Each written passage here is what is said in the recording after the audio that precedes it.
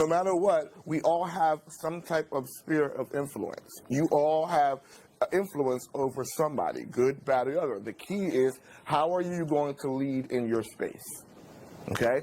So I want you to think about that. Whenever anybody answers the question, are you a leader? You should automatically think about, I'm a leader. Now, the fact that you're here at a conference to come back and bring good back to your communities and to your schools, that's a leader mode right there. So whether you see it or not, leadership is not a position, okay? It's not just a position. And sometimes they think, well, because I'm not number one, I'm not the leader. No, because I know some people that actually influence the lead, right? They don't have to be up front to lead, right? So it's very important to understand that. So again, let me see you in the room. Who's the leader in the room? All right, so we're going to start my morning chant because y'all still like to start the morning chant. We're going to say, I'm a leader.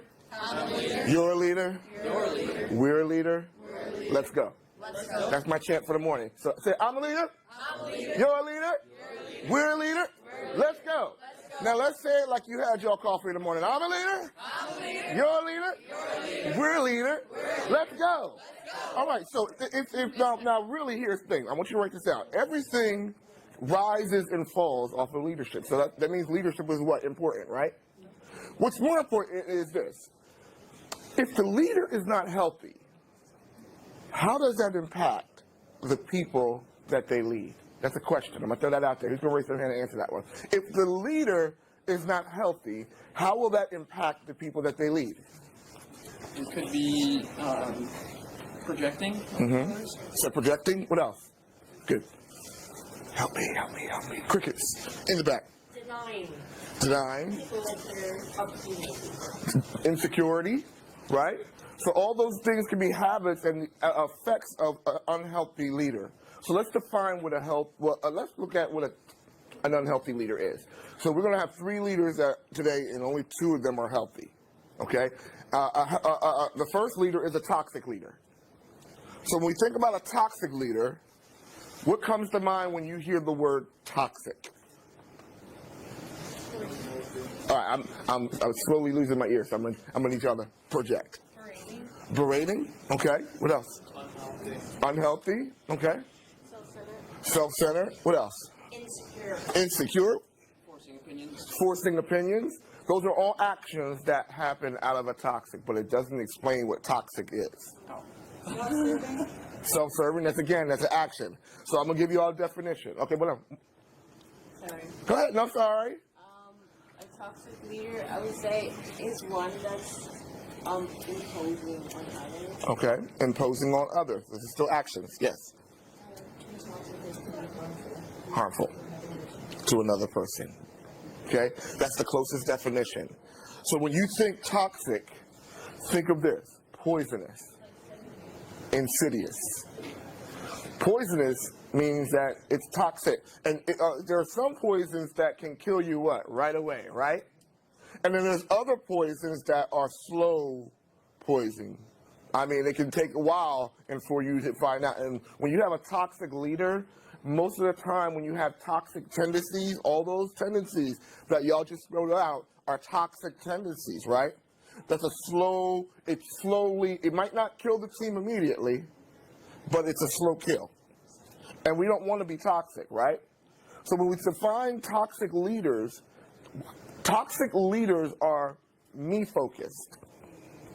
Okay? Me-focused. Say me-focused. So when we talk about a toxic leader, we're seeing someone who says things like this: well, I can fix it. I can do it. I will make it happen. Right? Have you ever met anybody like that? Have you ever seen someone who lead like that and it just looks like they're the only person, that they're the hope for the world, and all they say is I, and I. And when it's time to take the credit, what are they saying? I. Now, that's a toxic leader. Toxic leaders are the weakest forms of leadership. Now, here's the funny thing about leadership when you're talking about toxic. You can have a toxic leader that's effective. All right? You can have a toxic leader that will get the job done. But the problem with a toxic leader that gets the job done is, who's the only one standing in the end? Them. right? Because they done poisoned everybody else that's around them. Everybody else around them that supported them, lifted them up, raised the vision up. They're all dead. They're all gone. Is that a leadership style that you want to have?